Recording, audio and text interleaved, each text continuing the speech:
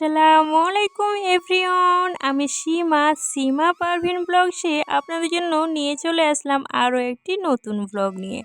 আশা করি আগের মতোই আজকের ব্লগটাও আপনাদের কাছে ভালোই লাগবে। সকাল সকাল চলে এসেছেন মিস্ত্রি দাদারা। কাজ তো আমাদের বাড়ির অনেকটা এগিয়ে গিয়েছে, প্রাইমার কমপ্লিট, এবার তো রঙটা লাগানো হচ্ছে। আপনারা কিন্তু অবশ্যই কমেন্ট করবেন যে রঙটা লাগানো হচ্ছে কেমন লাগছে দেখতে। আমি এবং বোন দুজন মিলেই পছন্দ করে এই কালারটা তৈরি করতে বলেছি। কালারটা তো সবাই ভীষণ পছন্দ করছে, আমারও কিন্তু খুবই ভালো লাগছে, খুবই মিষ্টি একটা কালার।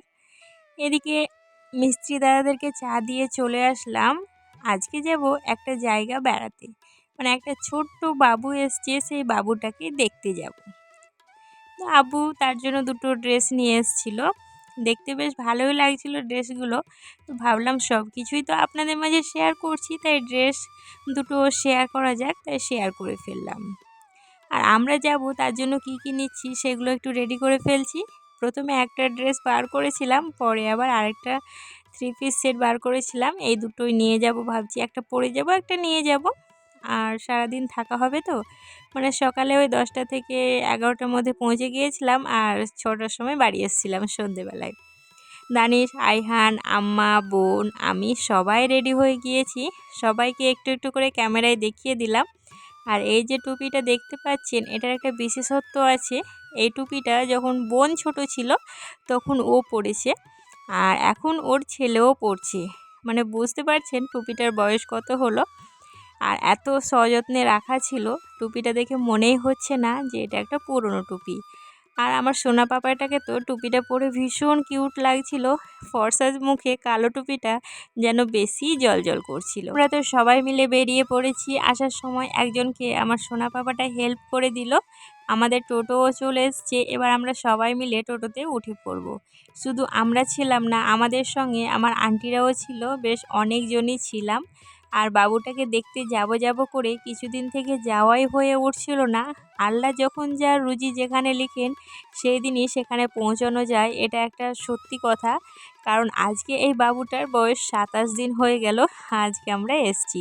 এই যে ছোট্ট পুচকি বাবুটাকে আমরা দেখতে এসছিলাম। কত নিশ্চিন্তে ও ঘুমোচ্ছে। ছোট বাচ্চাদের নেই কোনো মাথায় টেনশন, নেই কোনো চাপ, একদম বিন্দাস লাইফ।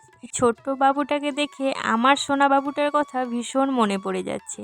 একটা সময় আমার এই সোনা পাপাটাও এতটুকুই ছিল, ওকে কোলে পিঠে করে আজ এত বড় করে ফেলেছি। তো ছোট্ট পায়ে টলমল করে হাঁটতে শেখা, তারপর ভালোভাবে হাঁটা, আধো আধো সুরে মাম্মা মাম্মা বলা, তারপর ভালোভাবে মাম্মি বলা, মানে সব কিছু একটা আলাদাই অনুভূতি কাজ করে। আমার মনের কথা আপনাদেরকে ভিডিওর মাধ্যমে অনেকটাই বলে ফেললাম। চলেন এবার ভিডিওর মধ্যে আসা যাক। আসার পরে তো আমাদেরকে ফ্রুটি খেতে দেওয়া হয়েছিল। আর দুটো ছোট্ট বাবু এত ফ্রুটি খেতে ভালোবাসে, ওরা ফ্রুটি ছাড়া আর কিছুই বুঝছিল না। তারপরে তো কিছু ফল নাস্তারও ব্যবস্থা করা হয়েছিল, সেগুলো খাওয়া দাওয়ার পরে আবার লুচি, আলু ভাজা, পায়েস এসবও করা হয়েছিল। আমার আবার আলু ভাজা আর পায়েস একসঙ্গে মেখে খেতে বেশ ভালো লাগে। দুপুরে রান্নাবান্না করা তো কমপ্লিট, আমরা দুপুরে লাঞ্চেও বসে গিয়েছি। আজকে বানানো হয়েছিল একটা মিক্স সবজি, তার সাথে বেগুন ভাজা আর গরুর মাংস, সাথে ছিল দেশি মুরগির মাংস। এই 2 রকমই ছিল। আর সাদা ঝরঝরে ভাত তো ছিল। আমার দানিশ পাপা একদমই ভাত খেতে চাইছিল না, তাই ও বাটিতে করে মাংস নিয়েছে আর খেয়ে বেড়াচ্ছে। আর হ্যাঁ, দই, মিষ্টি, পাঁপড় এইসবও ছিল, দেখানো হয়নি। আর আমার ছোট্ট সোনা বাবা দুটো এত দুষ্টুমি করছিল, মানে কোথাও গেলে ওদের দুষ্টুমিটা বেড়ে যায়। বুঝতে পারে যে আজকে তো আমরা যতই দুষ্টুমি করি আমাদেরকে বকা দেবে না, অনেকজন আছে, তাই বোধহয় একটু বেশি দুষ্টুমি করে। খাওয়া দাওয়ার পরেই তো কে কী জামা কাপড় নিয়ে এসছে সেগুলো দেখার জন্য সবাই মিলে বসে গিয়েছে, আর আমি সেখান থেকে একটু ক্যামেরাবন্দি করে নিলাম, কারণ আপনাদের মাঝে তো শেয়ার করতেই হবে। আর এই ছোট্ট ছোট্ট ড্রেসগুলো দেখতে কিন্তু ভীষণ কিউট লাগছিল। সন্ধেবেলার দিকে চলে এসেছিলাম বাড়ি। বোন বলছিল আজকে তড়কা রুটি খাবে, তাই বললাম যে তুই তড়কাটা অর্ডার করে ফেল আর রুটিটা আমি বানিয়ে দিচ্ছি। কারণ দোকানে যে রুটি তৈরি করে সেই রকম রুটি আমিও পারি বানাতে, তো রুটি কেনার কোনো দরকার নেই। আর বোন আবার আমার হাতের রুটি খেতে খুবই পছন্দ করে। আমি ছোট্ট ছোট্ট আর পাতলা পাতলা করে ফুলকো ফুলকো করে রুটিটা বানাই। সত্যি আমি রুটিটা কিন্তু ভালোই বানাতে পারি। আগে একদমই পারতাম না, প্রথম তো রুটি ফুলতোই না।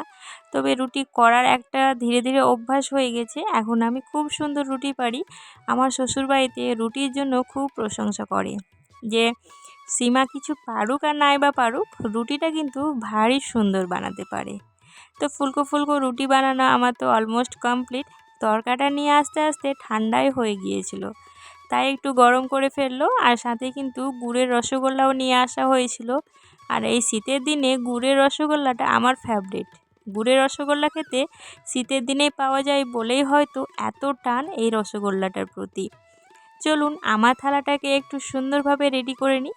তরকার সাথে একটা কাঁচা লঙ্কা আর পেঁয়াজ না হলে তো রুটি খাওয়ার মজাটাই থাকবে না। দুপুরবেলার কিছুটা সবজি ছিল, তো ভাবলাম সেটাকেও আমি একটু গরম করে ফেলি।